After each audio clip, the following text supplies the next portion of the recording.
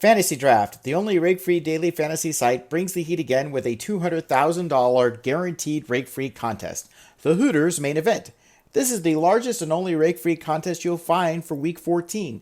And remember, only on Fantasy Draft are 100% of the entry fees paid to contestant winners.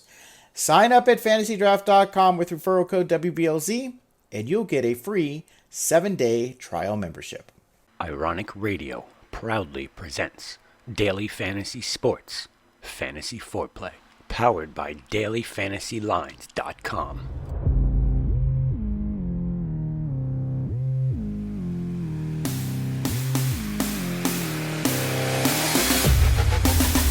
Over the middle, he is caught. That's the rookie A.J. Brown. He's still going.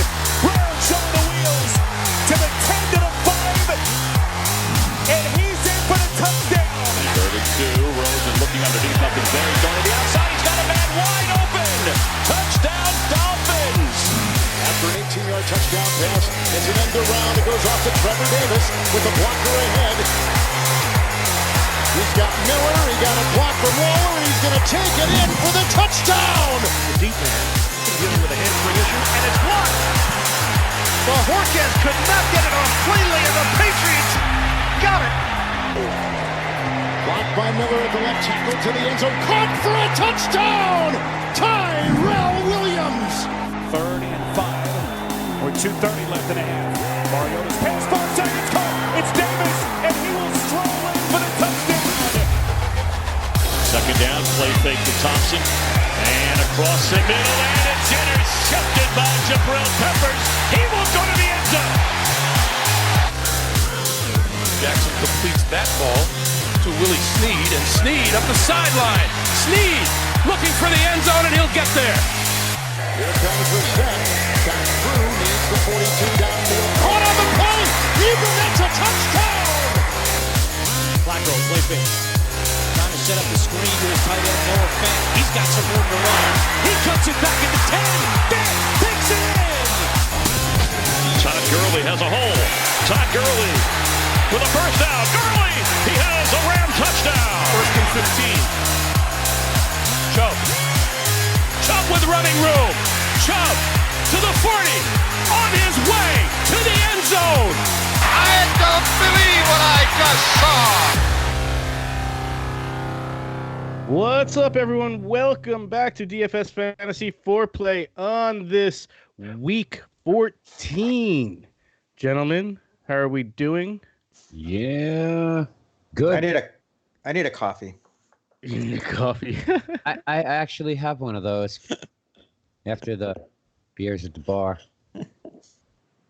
How was our Turkey Day festivities wrapped up with the Sunday disaster that we called Fantasy Sports on a Sunday, which were just all over the place? Who dat? Yeah, you got your win. I got my Packer win over the Giants. Not that that's anything to jump up and down about and get excited about. It is the Giants. So, I mean, I'm yay. My team won, yay.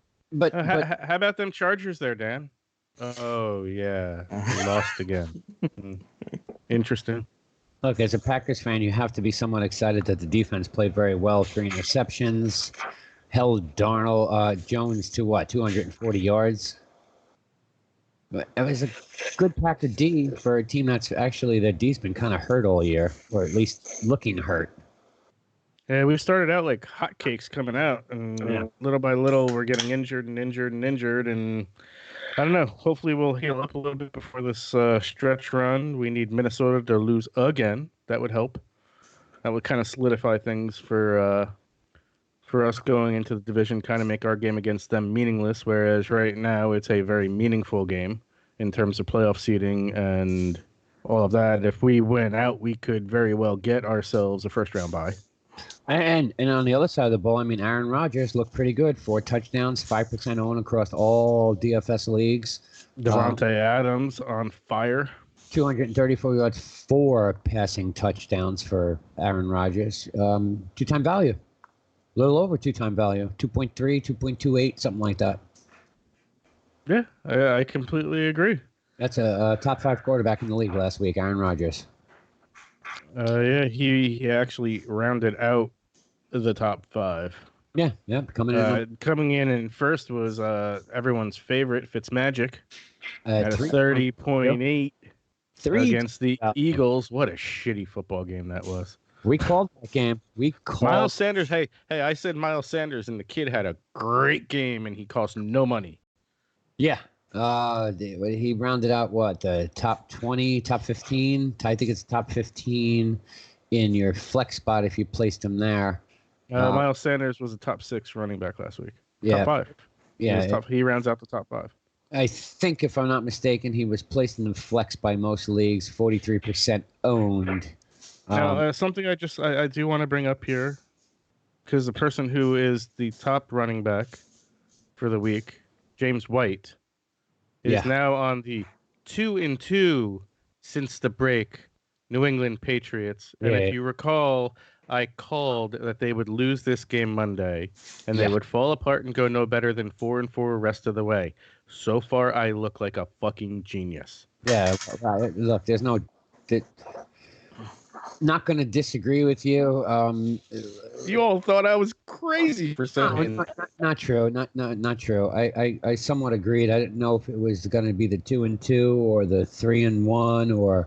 But the Patriots suck. They've beaten nobody all year long, and the two teams that they faced with winning records, they've lost to. So they're going to win the Super Bowl again this year. Is that basically what you're predicting? I don't think they make the Super Bowl. I don't think they make it out of if they end up with a first-round bye, I don't see them getting out of their first game. Yeah, you can't base their playoff performance on their season long. It's the Patriots. It's Bill Belichick. It's Tom. Yeah. You can. It's said all the time. I get it. I understand, but. Do it. I do want to say, though, when we're talking running backs here for last week, if anybody played Darian Geis, you were a genius. $8,800, 0% owned across leagues. I looked at him too. I just couldn't bite on how much target share he was going to get from AP. 129 rushing yards, 2 touchdowns. Got the bonus for over 100, 2 receiving, two catches for I don't know how many yards. 30.7. I felt last week was all the guys that I have written up in articles and weeks before going this week they're going to hit it, and they didn't hit, like Mostert and Geis.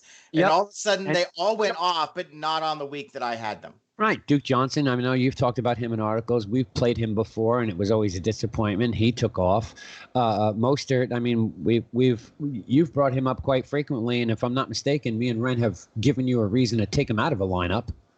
Every time. Yeah, pretty much. Yeah. And he ran it up. I know we were hot and heavy on Derrick Henry, and I don't think we ran him. Did we run him in our line last week? No, we ran an Aaron Jones, Aaron Rodgers, Devontae Adams, Green Bay stack. Okay, so it might have been my line that I ran him. We threw in Sammy Watkins, who we thought was a dynamite play for no point. Well, yeah, that's a hot mess express there. But I don't think that's all his fault at only 3 targets. What do you do with 3 targets? Your team won 40-9, and you got 3 targets. That speaks volumes. It was my alternative line that I did run Derrick Henry in at 27.7 at 14.2K. And there's where and Jonathan Williams, who we my bad. That was me. I talked. Yep. 3.5 points. That was me. I talked you all out of it. The lines across the board for him were supposed to be, he's the guy to go to. Everyone's hurt. And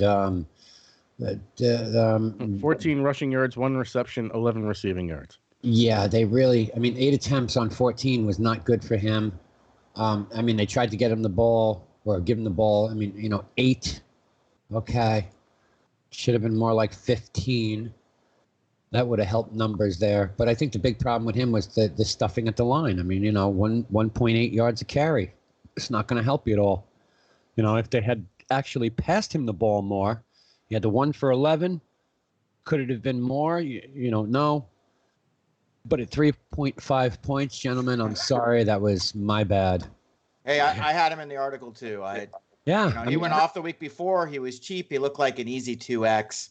And you mentioned that the Chiefs players, really they all underperformed when you look at the score. It was the defense that put up 20 points, but Patrick Mahomes 19.5. 19.5 is great, but not if you're paying 14.3 for him.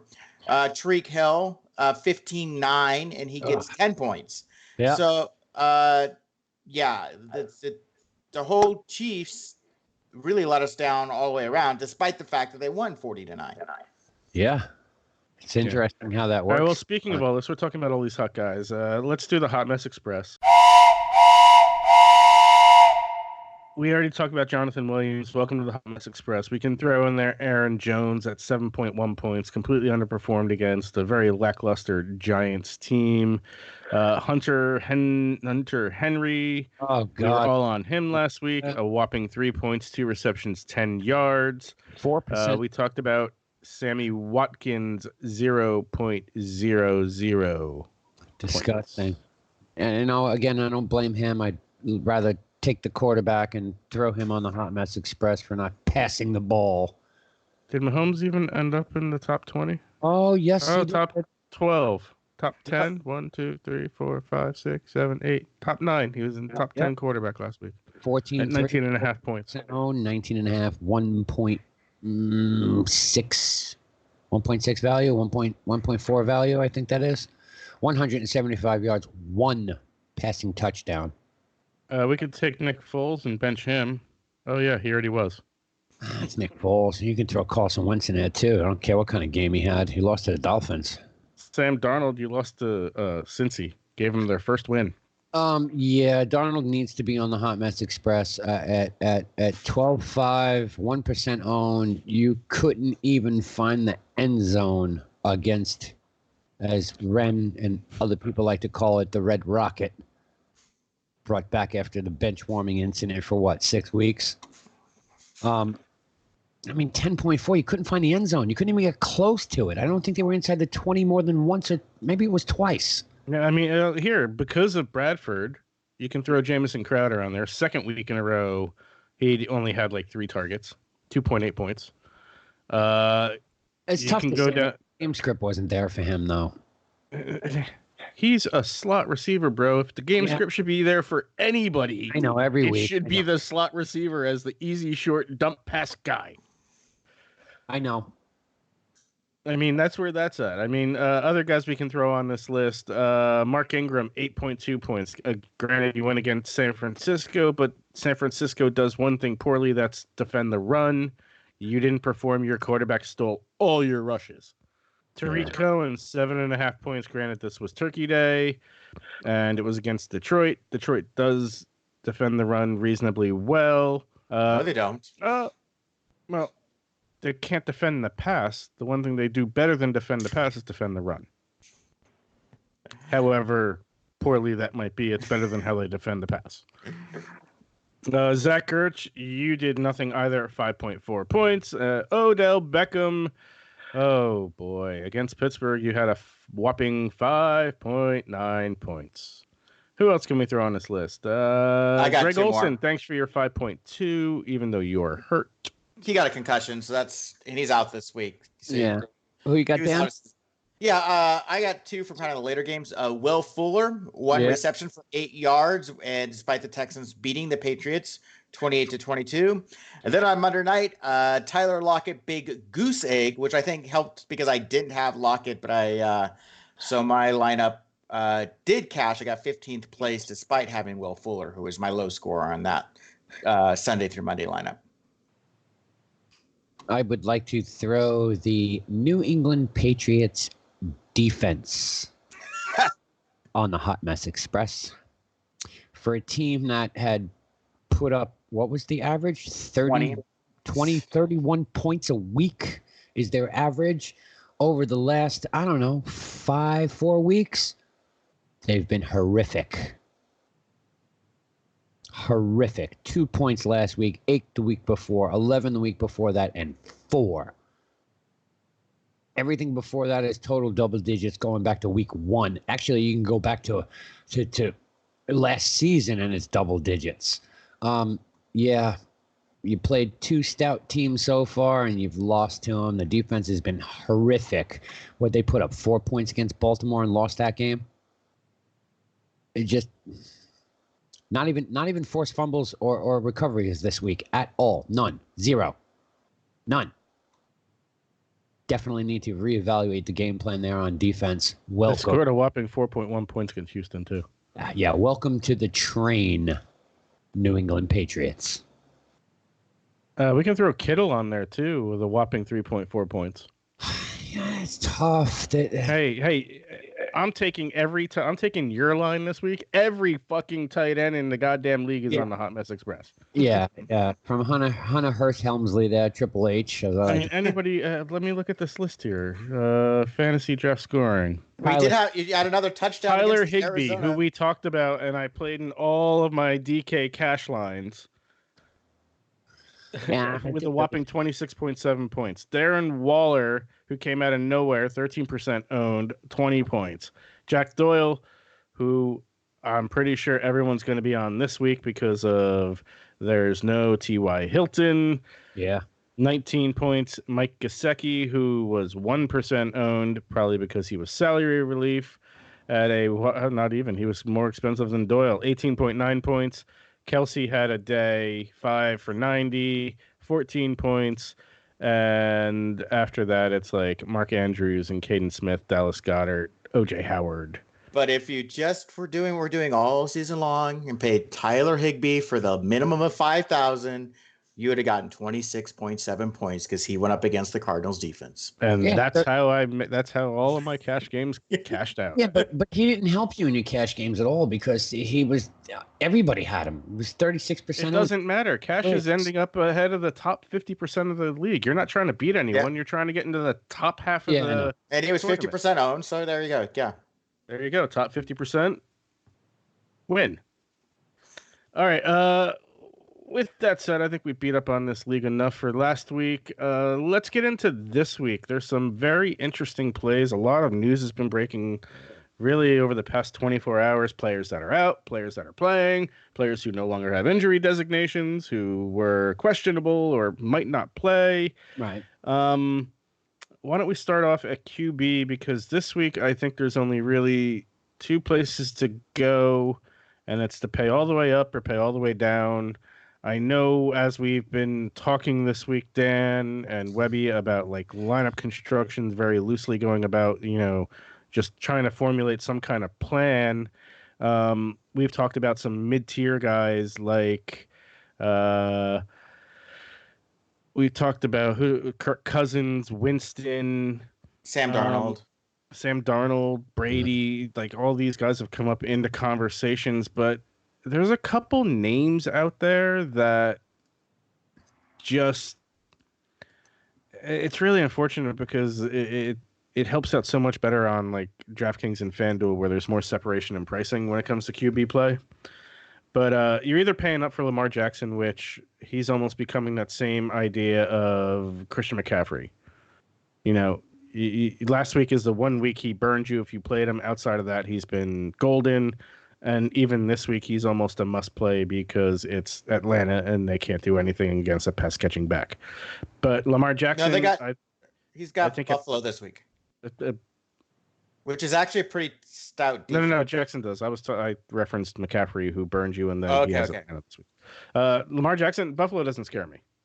I would fire Jackson up if I wanted to pay down, and now with a lot of this news coming out, you could create that salary relief that you would need elsewhere. So I can come up and give a reason why to play Lamar. There's also a couple guys down below that are dirt cheap that, I don't know, I think are actually viable plays that open up how I kind of think you could go about building a high-end running back stack, this week. You've been on Ryan Tannehill, which... Tannehill with Henry is actually kind of it's a stack because there's a good chance that Henry could have a receiving touchdown. I'm not even talking that. I'm talking all this news that's coming out now of wide receivers not playing and other individuals. Like Delvin Hodges becomes a good play now. Sure, at 11.5? Absolutely. Yep. I mean, you can move Drew up. Lock almost becomes a good play against Houston with what Cortland Sutton's been doing. David Blau becomes the cheapest play on the board. One of the plays that I kind of really like is Derek Carr this week.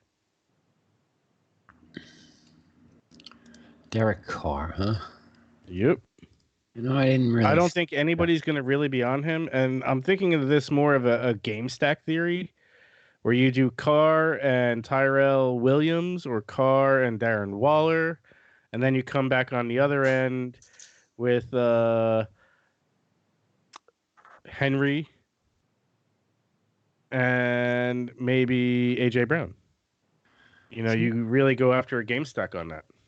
The only issue I have with Carr has been his unpredictability all season long. I mean, the unpredictability of not being able to get over 250 yards. Well, the one thing is Tennessee defends the run really well. So that kind of steers me a little bit away from Jacobs because they don't pass him the ball very much. But they are susceptible to the pass. You have a healthy Tyrell Williams. You have a healthy Darren Waller. And I think they'd have the ability to one of those two guys being open. I mean, pick your poison which way you want to go. But for 10 grand, it's not really a bad way to go building a lineup if you're not going to pay all the way up. I mean, I'm also thinking this week, like personally myself, I want to get in McCaffrey. I want to get in. I like Kamara this week against San Fran. I know nobody's on him, but his price is so compressed now and so cheap for an elite player. It's almost a must-play situation. So I want to get CMC. I want to get Kamara, and I want to get. There's a couple other guys down below that I wouldn't be upset going after. I get your point on Kamara, but I think the Austin Eckler move is way better. It's way better. I don't like if I'm going anywhere near San Diego this week. It's going to be I'm going after Melvin Gordon. Here's and I addressed this in the article. I'll read kind of what I wrote with regards. I'm on Gordon, and it's really because that the Jags have given up a ton on the ground, but they haven't given up a ton to receiving running back. So the Jags defense has allowed multiple rushing TDs in 3 straight games. Over the last 4 games, Jacksonville has allowed 638 rushing yards on 106 carries at 6.02 yards per carry and 7 rushing TDs. Conversely, the Jags have only allowed 447 receiving yards and 2 TDs all season through the air to running back. So I really see this as more of a Gordon game than an Eckler game. Gordon could easily get 15 to 20 catches, carries averaging between 15 to 5 or 6 yards a carry and get into the end zone. Yeah, the last, 3 or 4 weeks, they've given up 200 plus in rushing. Gordon has had, for the last 3 games, 108, 69, and 99. So I think Gordon makes the 100-yard bonus this week. And whether he gets into the end zone or not is really whether he has a huge game. The way I would look at this week, I want to get 3 of those 4 guys. I want to get McCaffrey, Henry, Kamara, and Gordon, some configuration of those 4 guys in my lineup and build my lineup around that. So if I'm going that way, I need to pay down someplace. Believe me, if I go through the whole entire process of building a lineup and I can get off of Derek Carr and I've got the money to spend up elsewhere, I'll make that pivot. But I don't really think it's a bad play. I think the game script is there. Oakland's in a must-win situation. They're at home. It's a good recipe. Oh, yeah. Okay. And by taking the Derrick Henry, Carr, Tyrell Williams game stack-ish, so to speak, or Waller or Williams, I think it gives you flexibility to go and get McCaffrey, who's playing Atlanta, who is just completely bottomed out after 2 good defensive games. They're just getting shredded now. 1940. And the one thing that intrigues me even more about that game is Julio Jones is going to play, and so is Austin Hooper, which means Atlanta actually has a chance of staying in this game, which means McCaffrey is going to be even more game scripted. He's going to have more opportunities because the scoring is going to be close. It's an over-under of 47 currently. Yeah. So how do you do it? That's the thing is, you create your value elsewhere. I mean, let's look at some of these prices at wide receiver. Tyrell Williams is 9.8K. You could go over and go to the Pittsburgh game and take Deontay Johnson for 9.1. You could take Mike Williams for 8.3. Mike Williams has the most receiving yards in the NFL with no touchdowns. And what I like about that is he is a guy who could easily go off for 2 or 3 touchdowns and go from none to having 3 in a game. And he's made the last 2 weeks in a row, he has made some huge catches to keep the Chargers' final drive alive. They didn't convert him into points, but he made big bomb 4th down, jump up, got the ball. And last year he had those games where he had 30, 40 fantasy points. So I like Williams because in terms of a GPP play, I think that makes a lot of sense. Yeah, I mean, we're also talking about Jacksonville, who's gotten torched week over week over week. And this isn't recency bias. This isn't anything. This is historical data at this point that they get torched on the pass. So here's Mike Williams becomes a very viable play at 8.3. If you don't want to go to the Zach Pascal because you feel he might be chalky at 10.9, you can go down to Paris Campbell, who's 7.5, and still get a piece of that Indy offense against Tampa Bay, if you want to go that way. Another player that I think is going to be a lot less owned now, and that's because Dalvin Cook is healthy, is Alexander Madison at 8,100. I have no problem using him because I think he's still going to make value because I doubt that Cook is going to be the same workload. And so I think that's the way you would get McCaffrey in there. Another guy that I don't think is going to be highly owned and he's in the best matchup possible and he's super cheap is Sony Michel at 9,500 against the KC. And when he played KC last year in the playoffs, he had 2 touchdowns, scored over 20 fantasy points, went over 100 yards. So I just don't think because he hasn't done much lately that I think a lot of people are going to overlook him at his price. All right, here's my take on Sony Michel. I see your point. I think your point's very valid. My issue comes in here is Brady has had such a lackluster year that I would not be surprised if they will try and pad his numbers where everything's going to be Edelman and White and for 2-3 yards and yak and yards after the catch all day long. I could see that's how they're going to script this. I am just as much on White as I am on Michel, but I'm just saying if you're trying to put in McCaffrey and you need to save a couple $1,000s, Michel's a good pivot to have a piece of that running back game. I mean, I like the PPR of White, and I told you if I had one conviction play this week, it's probably James White. Yeah, you did say that to me. How do we all feel about Patrick Laird? He's going to be chalky. I'm telling you right now. Going to be chalky. Now, last week he scored 16 fantasy points. Yeah, man, amnesia. He's also going against a Jet defense that is second DVOA against the run. Yeah, and Jonathan Williams scored 20 points or something the week before, and then he scored 3. I don't know. He could be this week's version of that. Yep. And I'm not on him personally. I think enough of the field's going to be on him that I'm going to go way underweight on him. I'm just going to stay away. There's other guys. If I didn't build a lineup with CMC, Derrick Henry, and Kamara, or CMC, Henry, Gordon, I would actually go for that negative game stack correlation and go Christian McCaffrey, Devonta Freeman, and pick your poison elsewhere. Kamara, Chubb, Henry. I don't really like Chubb's game script so much. I think he's in a smash spot, but he's just past 2 weeks has underperformed. I mean, if you want to get CMC in there, I would pay down and get Hunt at 11.9 if you want to, I mean, it makes sense to get a piece of that, but I like Hunt as a pass catcher just as much as I like Chubb with the 20 carries he's going to get. Chubb is an excellent play, and it's not 2 weeks. It's 2 teams that they played in split weeks, and it's Pittsburgh that shut him down. That's the only team to be able to shut him down is Pittsburgh.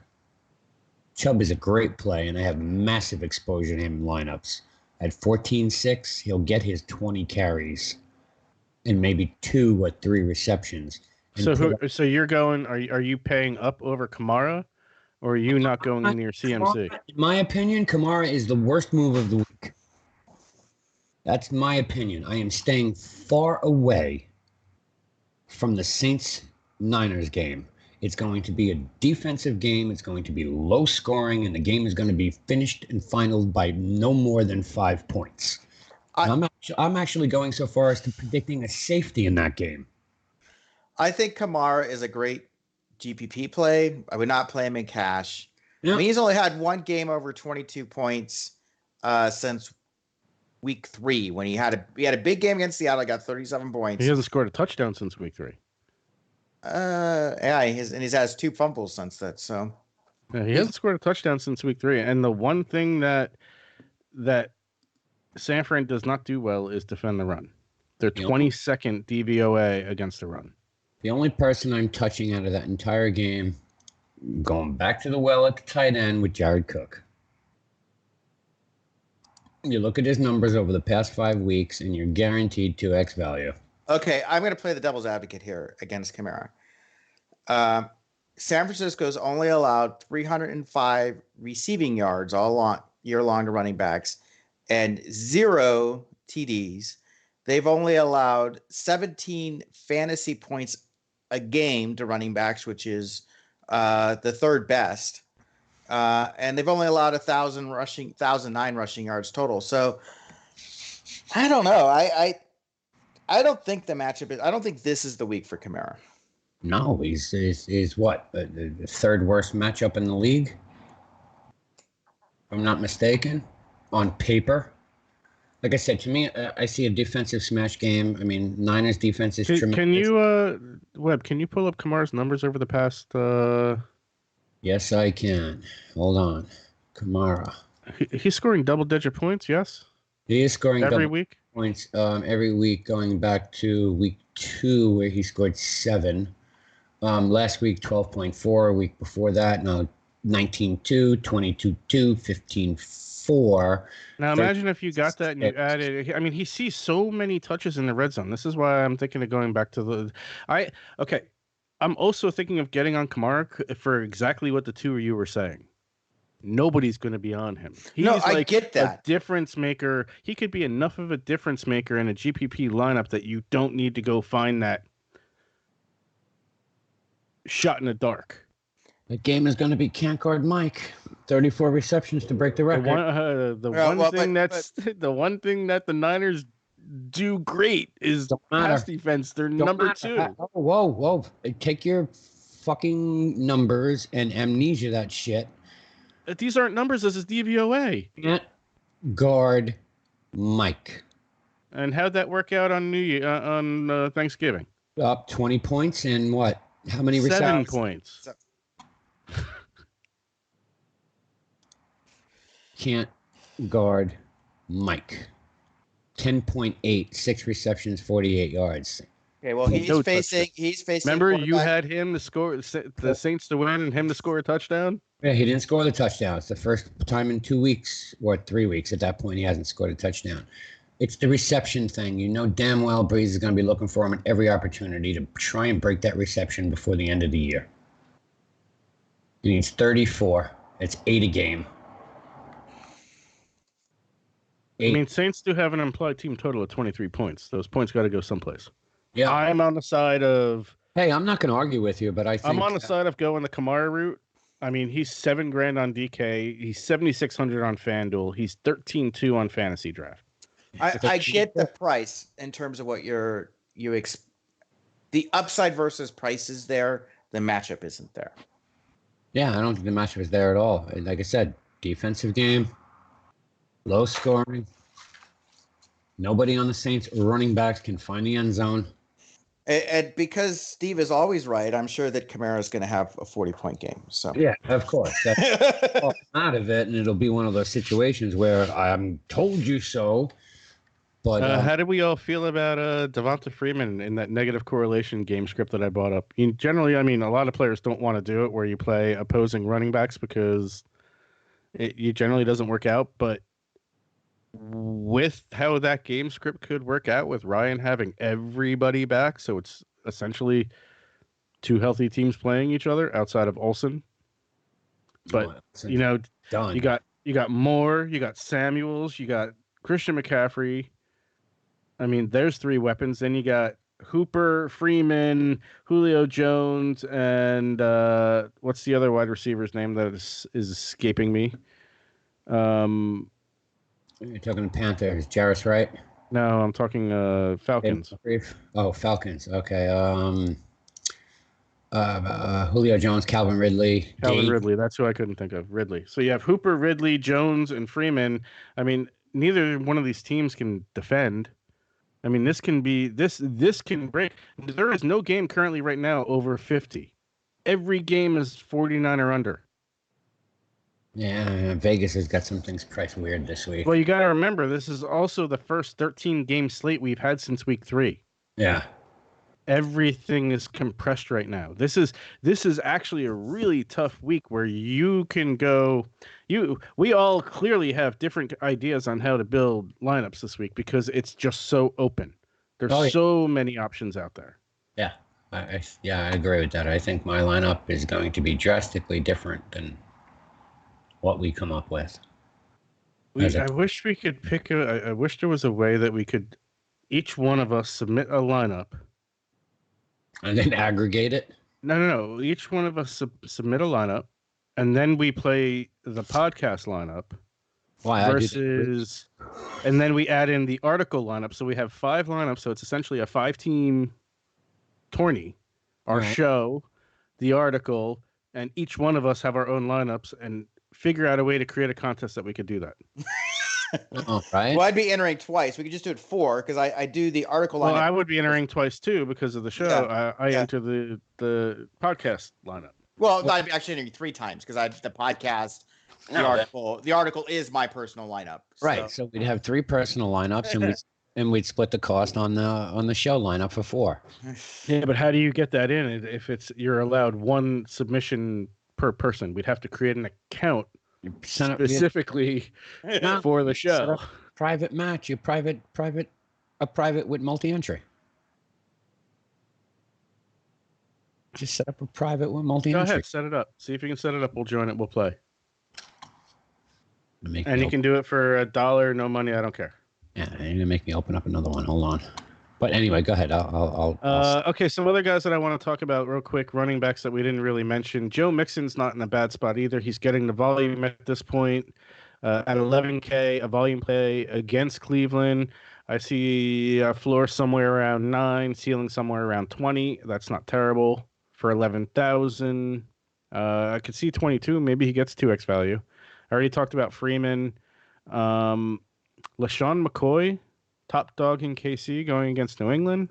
Don't really care for it myself, but if you're looking at that price range and your other options are Patrick Laird, Alexander Madison, Jamal Williams, there's just garbage down there. And to be completely honest, McCoy might not be a bad play. What do you think, Dan? I don't like the matchup. I just against don't. New England after what happened last week.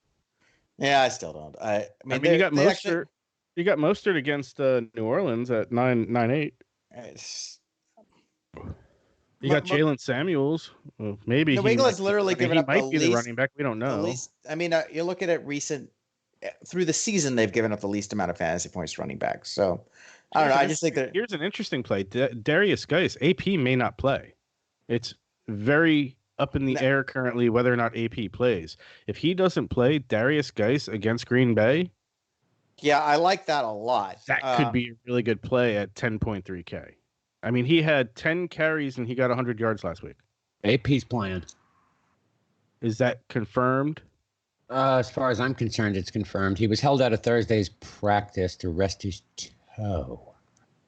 I heard about 2 hours ago that it wasn't looking good for him. Maintenance reasons, and Peterson's participation in Friday's practice puts him back on track to take the field Sunday against the Packers, and he's in my lineup. You're putting AP in your lineup over Geis? Yes. Interesting. Yeah, I told you, you're not going to like my lineup. You won't agree with it, but... He's 7,100 and in a great matchup, so... Yep. I'll give you Sonia Michelle, you mentioned 9.5K. Let's see here. Anybody here's else? A pivot off of going up to CMC, and that is, well, either Derrick Henry against Oakland. He scored like 5 weeks in a row. He's been over 20 points, and 2 of those has been over 30 points. And I really like Leonard Fournette against the Chargers. And I gotta tip the hat to Mike Tagliere for pointing this out, but Fournette has 65 receptions on the year, and CMC has 75. So it's like less than a reception a game difference between the two. And the Chargers have really struggled against the run. About 45% of the opponent's plays have been run-oriented, and Fournette gets everything in that offense. So yeah, I do like Fournette this week. I guess you almost have to lump him into that Kamara, Henry.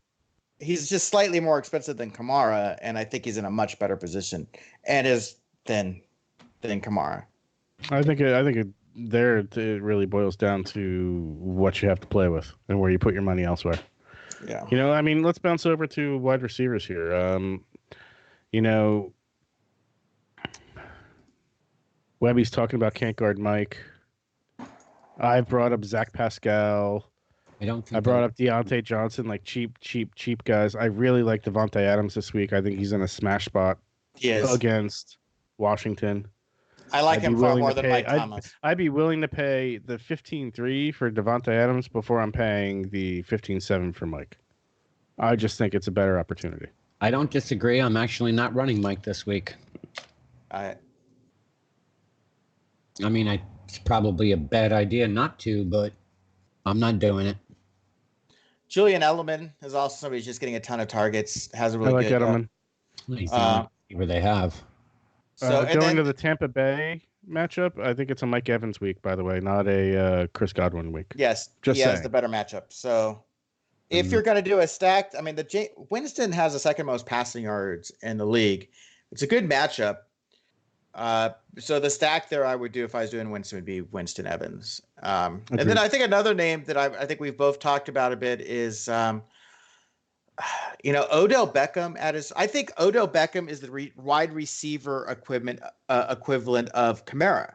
And he's in the same price range of somebody who hasn't put up monster games, but could at any time and is in a primo, like he has the matchup to make it happen. Whereas I don't think Kamara does, and they're about the same price. Amazing. Yeah, I can't disagree with that. And and I can't even say pivoting off of Beckham. I mean, pivoting off Beckham and going to Landry is not really saving you much other than like $600. But lower tier guys that I think are in good spots if you want to take darts, and I'm going to kick myself for saying this. I know you went the Robbie Anderson route. Crowder might not be in a bad spot either. Yeah. Against Miami. I brought up A.J. Brown earlier when we were talking game stacking. I don't think he's a bad option either. Again, 10.1K going against Oakland. I still like the Tyrell Williams play at 9.8 better and coming back with the Derrick Henry. We talked about Mike Williams. We talked about Paris Campbell. These are all guys that are on my boards. Who do you like, Webby? I'm curious as to know why you guys both haven't mentioned this name and are overlooking Cole Beasley. That's a good point. I mean, how do you overlook him with the numbers he's put up in the last 2 weeks, hands down? Granted, it's against Denver and Dallas. But the guy's getting 8 looks, 8 touches, 6 carries. and a touchdown each week for 100-plus yards. And he's only 10-2. And he's 10-2. That is my buy of the week. Well, he did go over 100 yards last week, but that's the only time it's the only time this season he has gone over 100 yards. But 76. But he has had 6 receptions in back-to-back weeks and TDs in back-to-back weeks. Yep, with 5 touchdowns on the year. It's either 5 or 6. I don't have the numbers in front of me. He has scored a touchdown in 5 of the last 7 weeks. Okay. That's pretty darn consistent. I don't know. If you're looking at Cole Beasley, I think I'd rather pay the $400 and go take Marvin Jones against Minnesota. Minnesota can't defend the pass worth of shit. I have nothing on the table, and I'm running 4 running backs. So I guess you took your punt at running back. You took AP.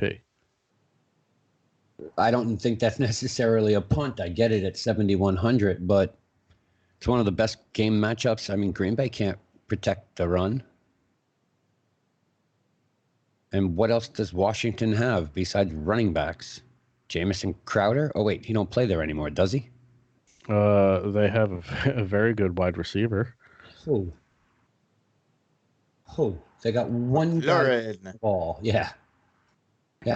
Terry McLaurin? Yeah. We were hot on him for weeks and then ran right away from him. Terry McLaurin projected 3% ownership.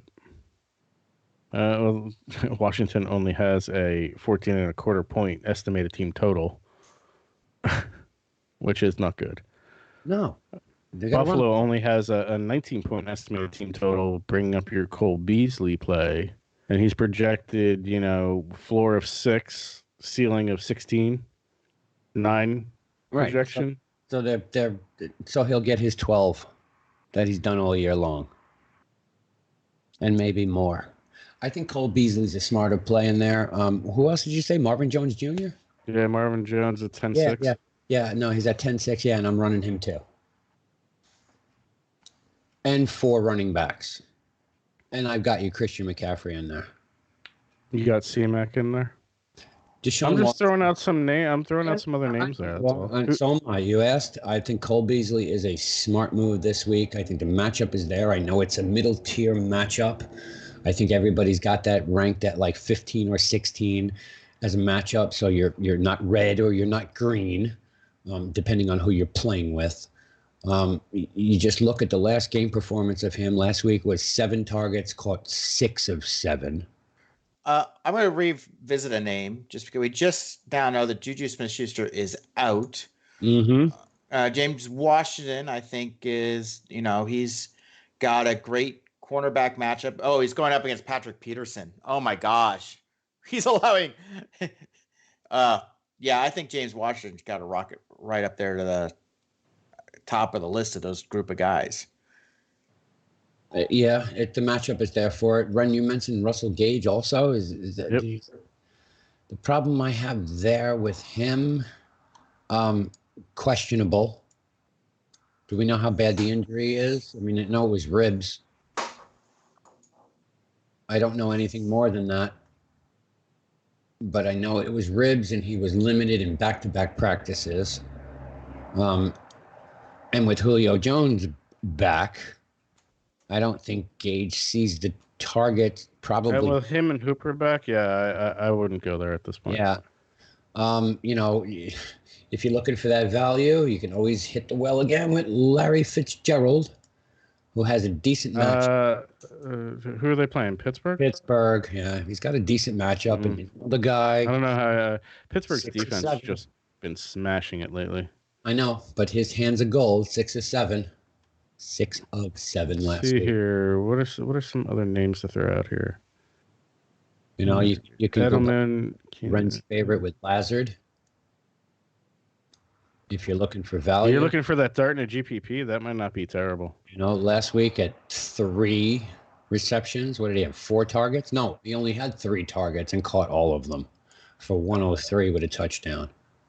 Hey, you mentioned Mike Williams, and I really hadn't taken a close look at. He actually has a really good cornerback matchup. He's going against AJ Boye, who's allowing 1.83 fantasy points per target and a 63% catch rate. Man, I really do.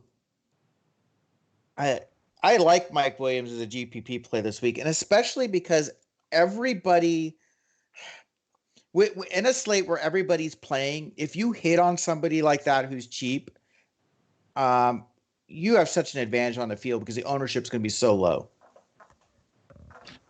I'll give you another dart to throw at. John Ross to third.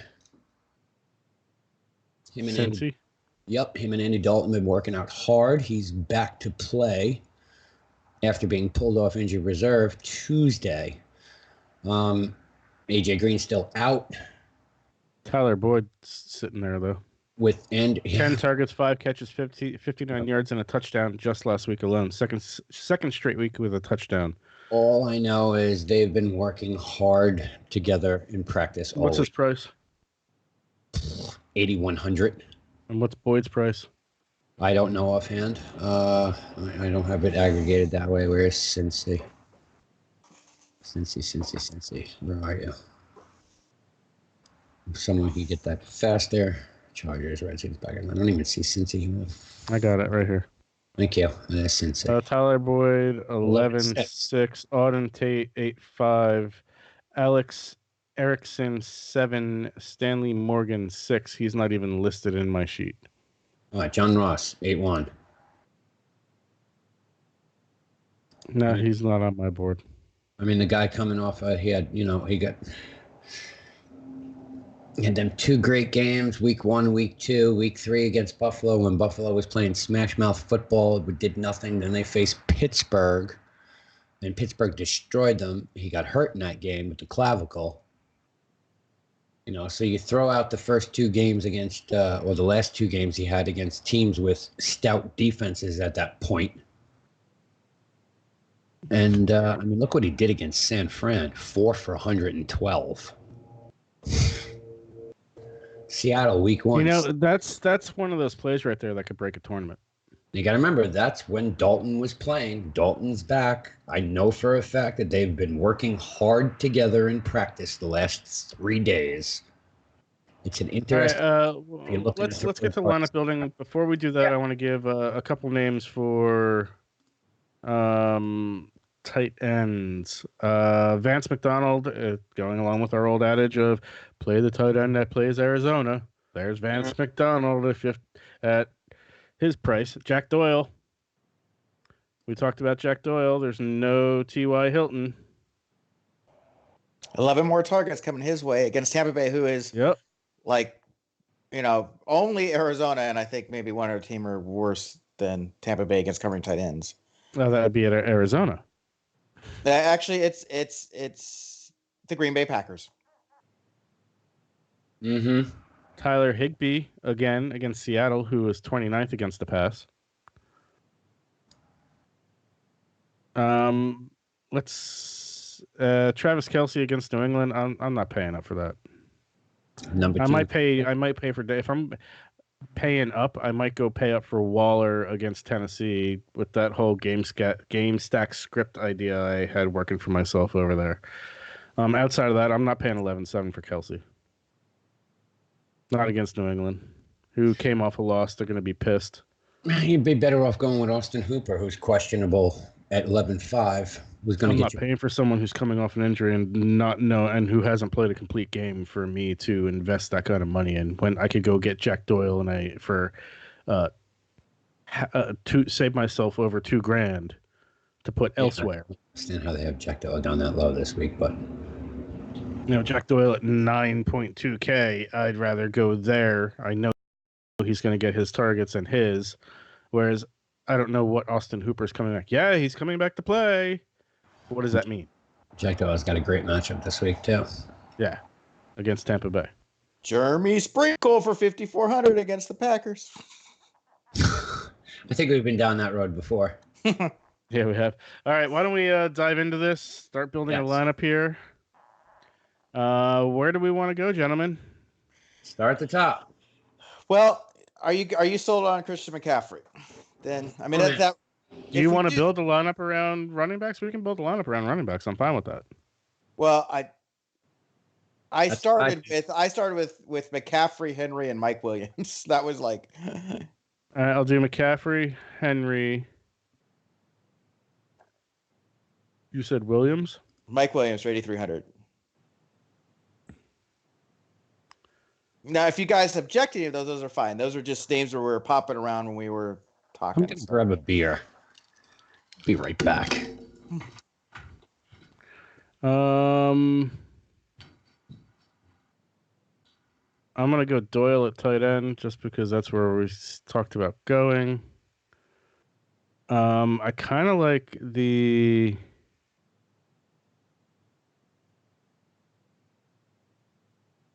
I kind of want to fit in Devontae Adams if we can. I'm kind of strapped for cash right now. Yeah. Well, let's throw him in for the other receiver spot. Okay, 8,100. We can't afford a quarterback as of right now. Defense. Let's go down to defense. How much is Tampa Bay? Tampa Bay. Oh, boy.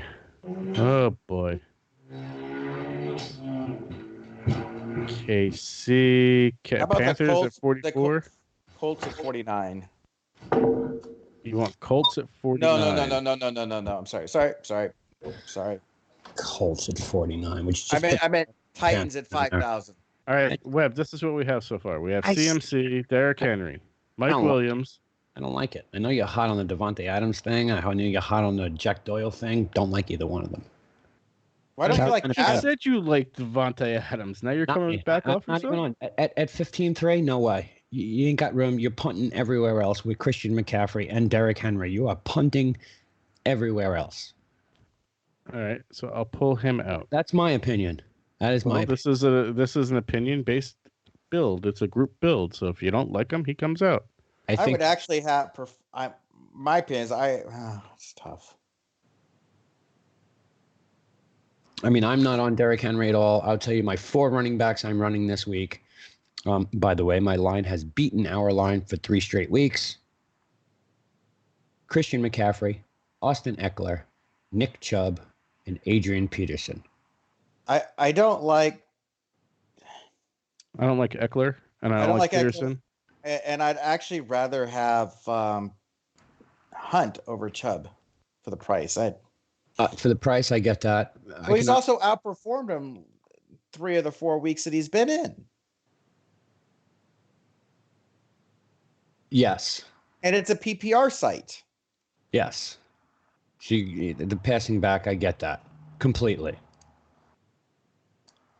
That's why I like Austin Eckler, who catches anywhere between 4 to 8 balls a week. Right, I get that, but granted, he's going up against a team that doesn't allow many. They allow a ton of yards on the ground, but nothing through the air. So I don't like the matchup there for Eckler. It's tough. I think the Chargers kicked the ever-living shit out of Jacksonville this week. Chargers need a win or they're done. They need a win. I think they're done anyway. Yeah. They need a win to stay alive, even if it's just for self-confidence.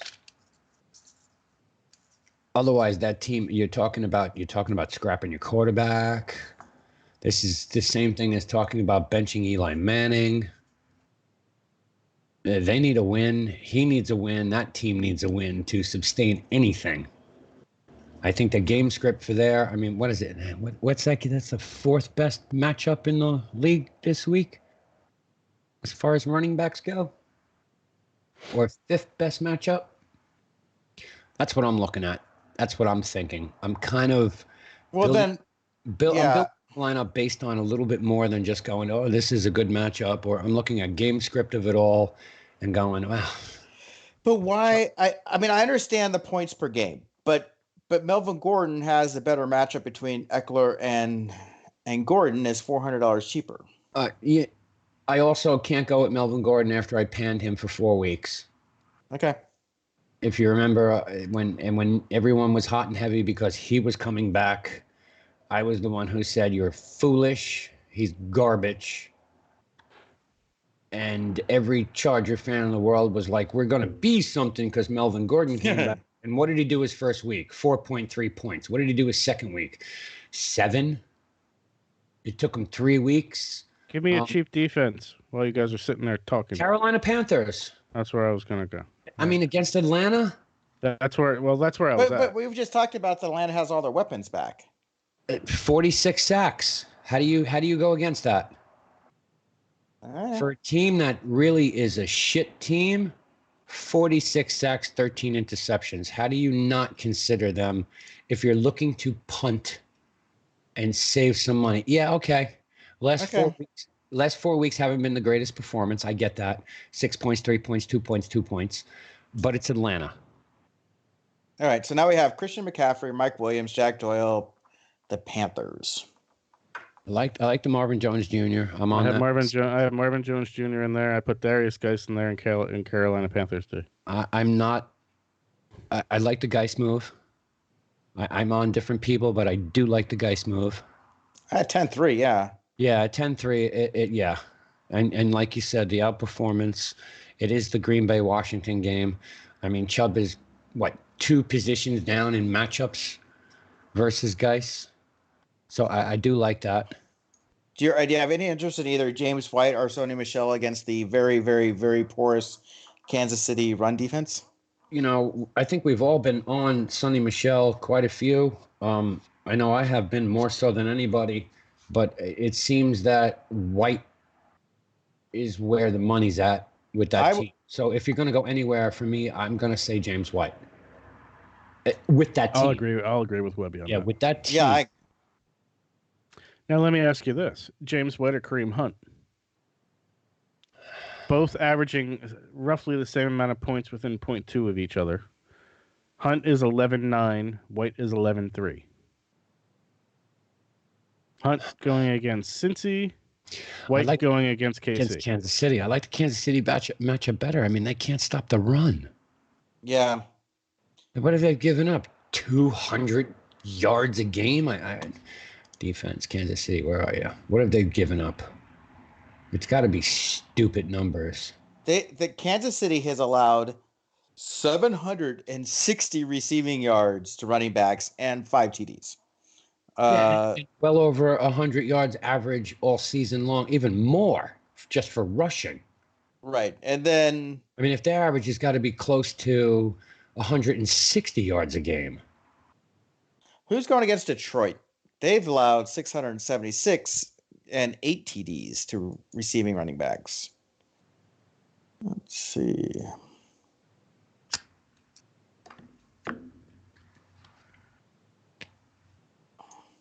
Oh, it's the Vikings. That's the primo matchup. So, I mean, do you want to go down and take this for 8,300 and play Madison? I don't really. I kind of want to stay away from that backfield. That backfield just. You know, if you're talking about receiving backs, then you got to throw James White out. James White's the receiving back in New England. He's. Yeah. Okay. Compared to Michelle, he's the receiving back. Yeah. Yeah, but if you're looking for a receiving back, then Rex Burkhead somewhere else. Because that's why I went. That's why I threw out Kareem Hunt. I mean, Hunt's he is the receiving back. Out of Chubb doesn't catch the ball. What? Oh yeah, I guess you're right. Chubb don't really catch the ball, but when he does, it's for 21 or 30 friggin' yards. All right, we have Christian McCaffrey, James White, Mike Williams, Marvin Jones Jr., Jack Doyle, Darius Geis, Carolina Panthers D. Okay. We have $13,250 per player remaining for a quarterback and another flex position. We could fit Lamar Jackson, which would give us 12-3 to basically take. Wait, do we have a second wide receiver after Mike Williams? Marvin Jones Jr. Okay. Why are we hooked on Lamar Jackson this week? Just Bills. It's going up against what I said at the top of the episode. And I'm not afraid of the Bills. Yeah, No, I think And you're mistaken. Lamar Jackson is essentially matchup proof after what he did against every other elite defense that he's played. He beat San Francisco. He beat the Patriots when the Patriots were hot. Is there a defense that can stop him? You really think the Bills are that defense to shut him down? Bills can't stop the run. Well, I'm going to say this, and I'm cool with Lamar Jackson because I have run him, 4 weeks, 5 weeks this year, and been hot and heavy on him. I just want to say, take a look at the numbers, and the 400 or 500 cheaper in a matchup that I personally think is a win-win, winner chicken dinner. Denver versus Houston with Deshaun Watson. I think he's 12.8. That's a hell of a lot cheaper, which gives you a much better flex play and probably the same amount of points. Again, my opinion. Last week, 3 touchdowns. 13-7. He's got, 10 touchdowns in 5 weeks with only 2 interceptions. How about Kirk Cousins? Cousins is another good play. Against Detroit, who he torched last time he played him. And if I remember correctly, it was Stephon Diggs' coming out party. Yes, yeah. Which opens up even more cash. 4 touchdowns, 338 yards, and it's 32 points. Right, and he also torched Denver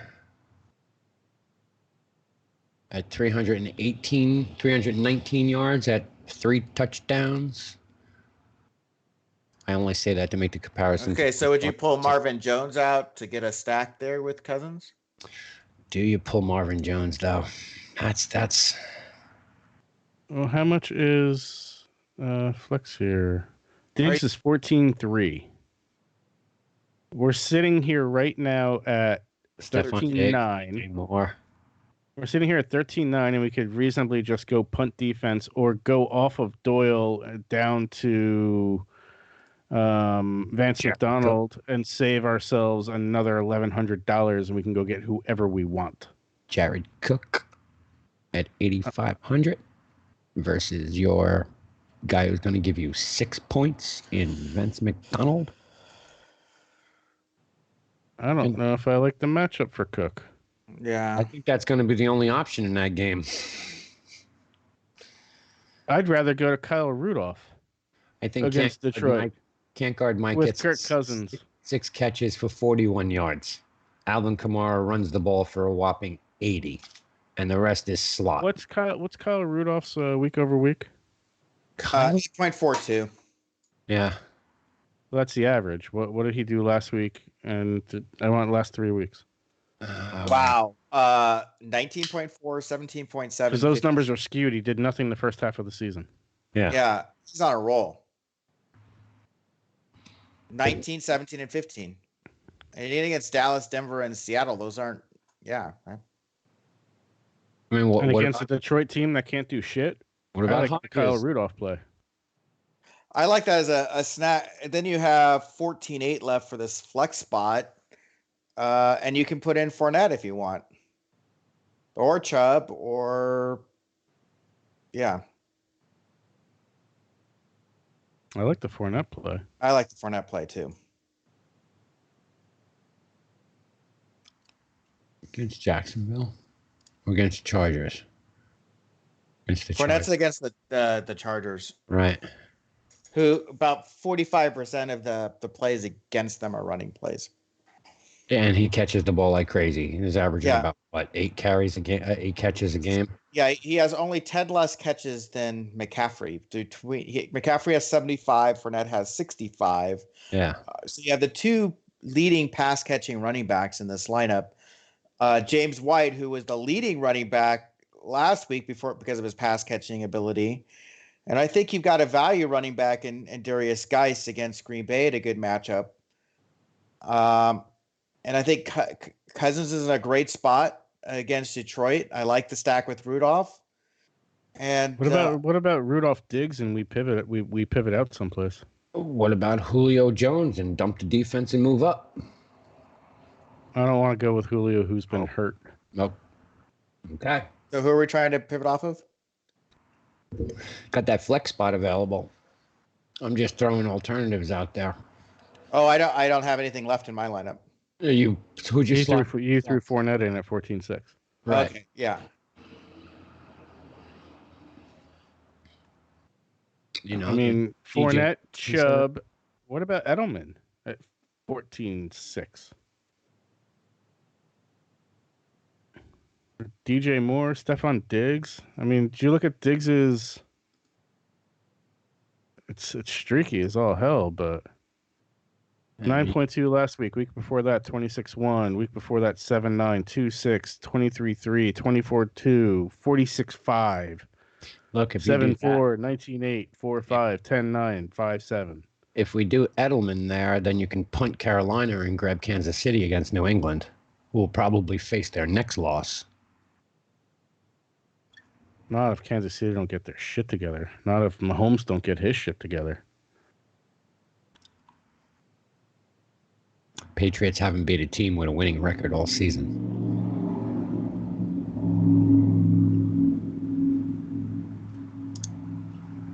All right, I'm going to leave it to you guys. Fournette, Chubb, or Edelman? I like the Fournette move. I'm more on Chubb, but I see where Dan's coming from with Fournette. He says the last 3 weeks, 7 receptions, 9 receptions, 9 receptions. You know, the hard thing for me not to look at Chubb is the 1,175 rushing yards, 97 yards a game, 7 touchdowns. But I see where you're coming from, and I like it. It's a tough decision for me also. I like the Fournette move. I'll go Fournette. You know, again, like I said, I'm running Chubb this week in my personal lineups. Did you figure out how to create a contest that we can all join? I don't think we can. I don't think I can create a multi-entry. Doesn't look like I can do that. Punt Carolina. I got 4,600. I can go KC. Yeah, I think it's a better play than Carolina. You just said something like 100,000 sacks. Carolina is, Kansas City is 34 sacks, 12 interceptions. They scored 20 fantasy points last week. Yeah. Well, that wasn't against Yeah, it wasn't against the Patriots. But, you know, how much of that price is based on it's New England when the reality is New England's offense has been struggling? But then you're putting we have James White, so you're putting an offensive player against a defensive player. I don't really think that matters. I think it's been proven. But you also got the Panthers correlation with Christian McCaffrey right now. I don't care about leaving 200 on the table. I don't have to spend every penny. Me neither, but I with that and looking at what's available, I think the Kansas City play could be smarter. You know, how many times has Brady been sacked this year?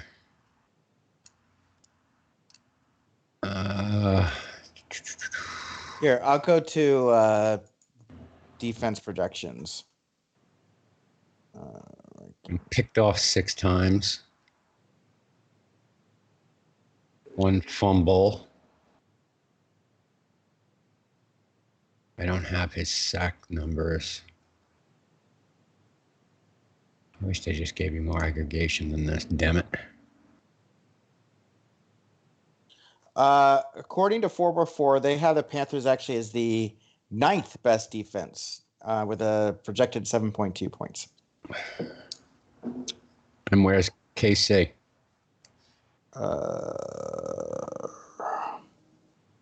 They're at the 27th best.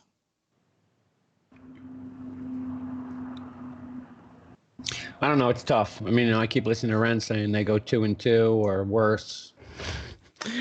And no, they go 4-4. They went 8-0 to start the 4, season. The second 8 games, they go 4-4. 4-4. We're at 2-2 right now. I look good.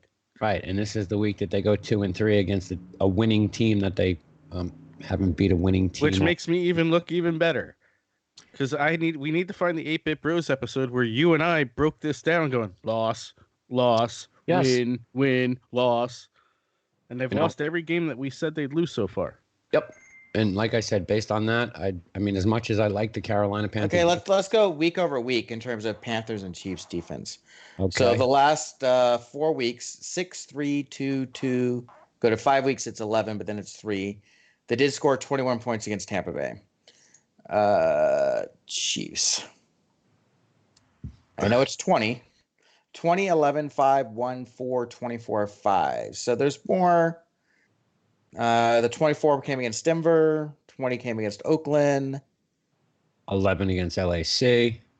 Yeah, they've done really well against division games. Yeah. You got to throw the Minnesota game out because that was like the Minnesota's game of their life that week.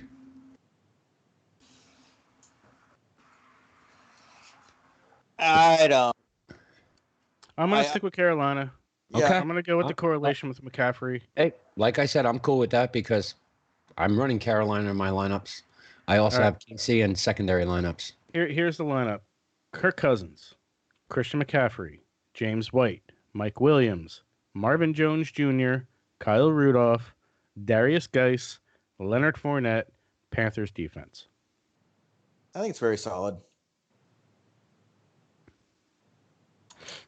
We need to send me that.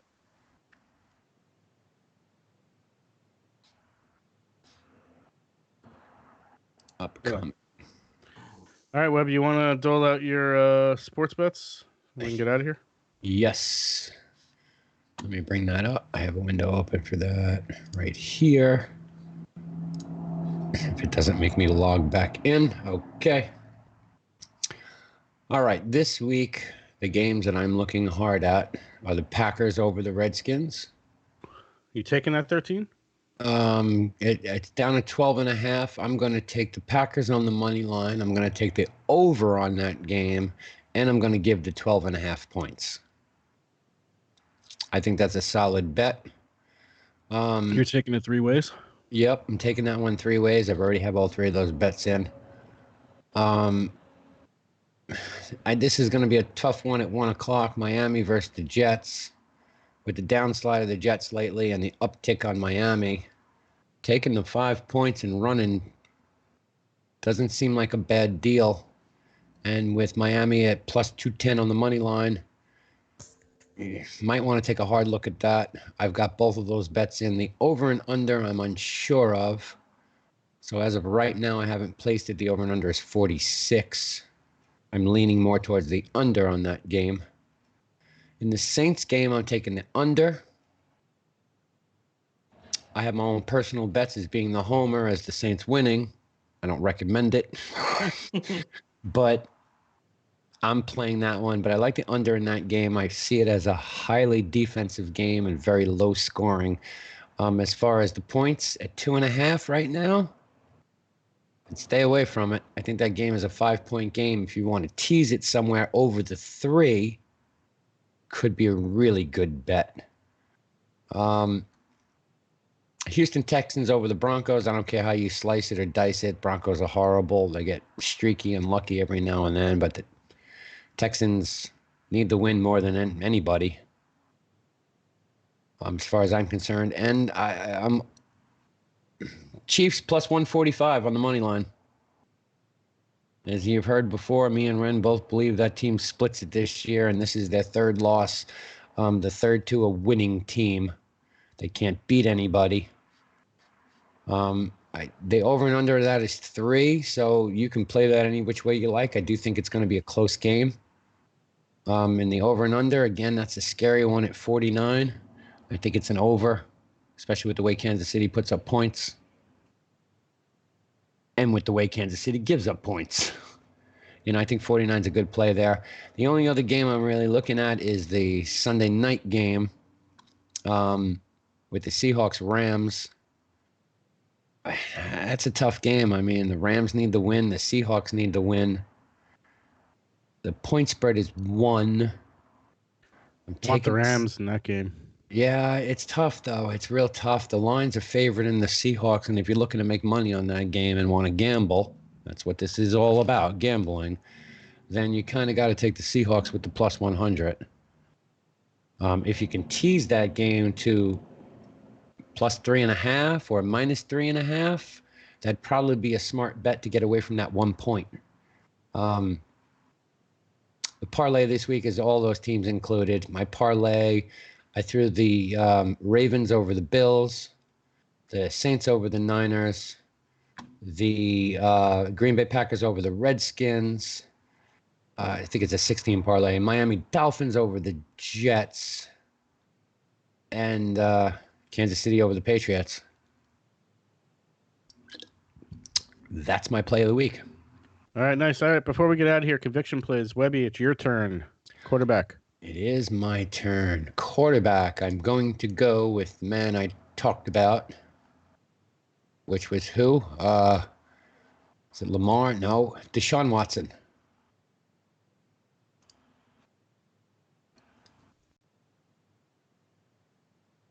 Dan. Is this? I'm trying to. Who's going to score the most amount of points, or building a lineup? No, this is your conviction plays. Conviction plays, our personal lineup that we didn't do 2 weeks. You know what? I'm going to stick with Sam Darnold. All right. I'll take Lamar Jackson. Yeah. I know I should have done that, but I thought I would. Well, you got to put it out there. Yep. Webb, running back. Go ahead, do it. You've been piping about him all episode. Well, then write it in for me. Take your Nick Chubb. Yeah, all right. I'll do the Nick Chubb. It was either that or Derrick Henry. Dan. I'm not going to let you have Jackson and CMC, so I'll take CMC. I knew that was coming. I will take Alvin Kamara. Such a bad idea, but okay. I feel like we just traded there with the wide receiver Webb. I'm going to gonna do it. I shouldn't. This is a make or break for me coming in first or last. Gonna go Alshon Jeffries. Can I do that, or is that the Monday night game? I can't do that. That's the Monday night. You can't do that. I can. Actually, you can. I mean, it's conviction, so it's not really like slate dependent. But okay, I just wanted to make sure. You want to do Alshon? You're doing that? Yeah. As long as it's legal. Well, yeah. We don't come back until next week, so it's the end of the week. As long as it's legal, because I can switch it out to Devontae Parker. I like that play, by the way. Yeah. I just don't like his price. Yeah, I gotta go Devontae Adams. Oh, sniped you. Bastard. I already had it typed in my line and everything. I'm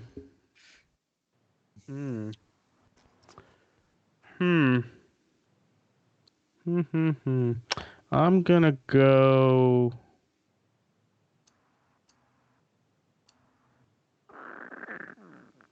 Mike Evans. Bust in the last 2 weeks. Good luck with that. I know. Tight end. Jared Cook. Yep. Jared Cook. Dan? God. Let's see. Just take Travis Kelce or Hunter because those are your top two. Yeah. I don't know. I'm thinking about this. He's going Ryan Griffin to get that mini stack with Sam Darnold. Mini stack don't help here. I'm going to go with George Kittle. Kittle. Okay. Third best tight end. I'll take Travis Kelce. Yeah, Travis Kelce, number one. Well, no, number two now. All right, there we have it. All right, guys. Good luck. Good luck, gentlemen. Yep. Ladies and gentlemen, this has been DFS Fantasy Foreplay Week 14. We're getting close to some really fun times with playoff DFS. We enjoy it. We have fun with that. We'll see you next week for Week 15. We are out of here.